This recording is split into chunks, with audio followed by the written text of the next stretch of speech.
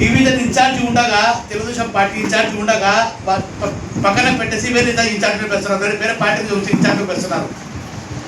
అది కాక ఈ పిల్లోడు ఇన్ఛార్జ్గా ఉన్నాడు తెలుగుదేశం పార్టీలో. ఇతను వచ్చేసి హారూన్ హబీబుల్లాతో కొట్లాడుకున్నాడు బూతుల్లో. ఇతనికి పక్కన పెట్టేసి వైసీపీ నుంచి తీసుకొని వచ్చి కార్పొరేటర్ని ఇన్ఛార్జ్గా పెట్టేసినారు.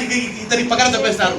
నాకు సేమ్ అదే మాదిరి 12 డివిజన్లకు కలెక్టర్ ఇన్ఛార్జిగా నన్ను నియమించినారు. ముందు కడప లోపల ఎలక్షన్ల కన్నా ముందు ధైర్యంగా వైసీపీ వాళ్ళతో కొట్లాడుకుని ఫేస్ చేసి కడపలో మొట్టమొదటి ఎలక్షన్ల కన్నా ముందు 3 నెలల ముందు తెలుగుదేశం పార్టీ ఆఫీస్ తెరిచిన నాయకుడు నేను ఒకటే కడపలో. దాని తర్వాత తెలుగుదేశం పార్టీ ఎలక్షన్లు గెలిచినాక గవర్నమెంట్ వచ్చిన తర్వాత పెట్టిన వాళ్ళు చాలా మంది ఉన్నారు, ఎత్తిన వాళ్ళు చాలా మంది ఉన్నారు. కానీ ప్రతి నెల 30,000 రూపాయలు తెలుగుదేశం పార్టీ ఆఫీస్కు ఖర్చు పెట్టుకుంటూ కోవిడ్లో సంపాదించుకున్నది. దాన్ని పక్కన పెడితే 8 మంది కార్పొరేటర్లను తీసుకున్నారు మన కడప నాయకులు. ఎందుకు తీసుకున్నారంటే వాళ్ళు ల్యాండ్ వ్యాపారాలు చేసి, వెచ్చర్లు వేసి, లేఅవుట్లు వేసి, గవర్నమెంట్ సలహాలు సబ్దా చేసి వాళ్ళంతా ప్రాబ్లంలో కేసులు ఉండి వీళ్ళ కేసులన్నీ పోవాలా అంటే వీడికి వచ్చి వెళ్ళినారు తెలుగుదేశం పార్టీలో. తీసుకున్నా వైసీపీ పార్టీలో తీసుకున్నా మనకేం అభ్యంతరం లేదు. 8 మంది ఇన్ఛార్జీలకు మోసం చేశారు. 8 మంది కార్పొరేటర్లు తీసుకొని. నగర అధ్యక్షుడు అంటే 50 డివిజన్లకు అధ్యక్షుడు మాదిరిగా నియమిస్తారు మన కడప టౌన్లో. 50 మంది ఇన్ఛార్జీలకు పిలవకుండా, ఎవరి డిసిజన్ తీసుకోకుండా నగర అధ్యక్షుడుగా ప్రకటించారు మన్సూర్ అలీ ఖాన్కి. మన్సూర్ అలీ ఖాను ఎలక్షన్ల కన్నా ముందు 4 నెలల కింద పార్టీలోకి వచ్చాడు. కానీ అతని దగ్గర డబ్బు ఉంది కాబట్టి తీసుకున్నారని నేను అనుకుంటున్నా.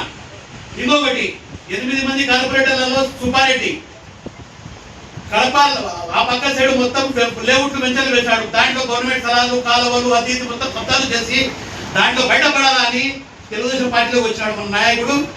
ఉపాధ్యక్షుడు ఇచ్చాడు, నగర అధ్యక్షుడు తర్వాత ఉపాధ్యక్షుడు ఇచ్చాడు. అంటే మనం 20 ఏళ్ల నుంచి 20 సంవత్సరాల నుంచి తెలుగుదేశం పార్టీలో కష్టపడుతూ జబ్బులో డబ్బులు ఖర్చు పెట్టుకుంటూ సందు తిరిగి మన లాంటి సీనియర్ కార్యకర్తలు నెత్తి మీద నాయకుడిని పెట్టుకుని తిరిగిన రోజులు పోయినాయి. ఇంతకు ముందు మాధవిరెడ్డి గారికి 4-5 నెలల కింద టికెట్ వచ్చింది.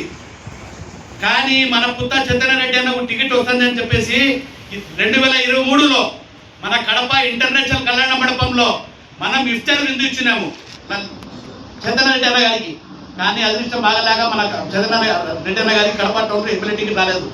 దాని తర్వాత మనకు కడపలో చాలా మంది చెప్పినారు, మీరు లక్కిరెడ్డిపల్లి వాళ్ళు వీళ్ళు కడప టౌన్ వాళ్ళకు న్యాయం చేయరు, సపోర్ట్ చేయదని చెప్పారు. కానీ మనం చంద్రబాబు నాయుడు సీఎం కావాలి, మనకు నాయకుడితో ఎమ్మెల్యేతో మనవద్దు, చంద్రబాబు నాయుడు సీఎం కావాలని చెప్పేసి మనమంతా కష్టపడ్డాం. రాత్రి పగులు రైతు దెబ్బలు తిన్న వైసీపీ వాళ్ళ చేతులు అందరితో. కానీ ఈరోజు మనం అన్యాయం జరుగుతుంది కడపలో. 12 డివిజన్లు ఇన్ఛార్జి కలెక్టర్ అని చెప్పి నాకు చెప్పి లాస్ట్ నా 36 ఇన్ఛార్జి కూడా పక్కన పెట్టేశారు. సిపిఎం నుంచి వచ్చిన ఒక కార్యకర్తను నువ్వు ఇన్ఛార్జిగా ఉండి వచ్చి పెట్టారా? ఇది జరుగుతుంది మా కడపలో. మనం కమలాపురానికి ఎందుకు వచ్చినామంటే గత 20 సంవత్సరాలు 30 సంవత్సరాలుగా నేను ముందు 30 సంవత్సరాలు ఆటో తోలుకుంటాను కడపలో నేను. దాని తర్వాత నేను కోయిట్కు కలుసుకుపోయి కొద్దిగా బాగుపడినాను కోయిట్లో. దాని తర్వాత ఏ సమస్య వచ్చినా మన పెద్దన్న దగ్గర హరిప్రియ లాంటిలో పోయి అయ్యా ఈ సమస్య నాదంటే తీరుస్తున్నారు మా పెద్దయ్య. 20 సంవత్సరాల నుంచి కూడా సంవత్సరానికి 2 మాటలు అయ్యగాడికి పొద్దున ఉండాలి హరిప్రియ హోటల్లో. ఏ సమస్య వచ్చినా మన పెద్దన్న సమస్య తిరుగుతా. అందరికీ నేను ఎందుకు తీసుకుని వచ్చినానంటే ఇక్కడికి, మీకు కడపలో రెడ్డప్ప గారి ఫ్యామిలీ ఉన్నంత వరకు మనకు మైనార్టీలకు న్యాయం జరగదు, 100% జరగదు. కానీ ఇంకో వాడు గుర్తు పెట్టుకోవాలి అందరూ, తెలుగుదేశం పార్టీ అనేది ఒక ఎల్లో కలర్ బస్సు. ఆ ఎల్లో కలర్ బస్సులో మనమంతా సీనియర్ కార్యకర్తలం. ఒక డ్రైవర్గా పెట్టాము ఒక ఎమ్మెల్యే గారిని. ఆ డ్రైవర్ 1 సాట 2 సాట 3 సాట యాక్సిడెంట్ చేసుకుంటూ పోతే డ్రైవర్ని మారుస్తాం, డ్రైవర్ని మార్చాల్సి వస్తుంది 100%.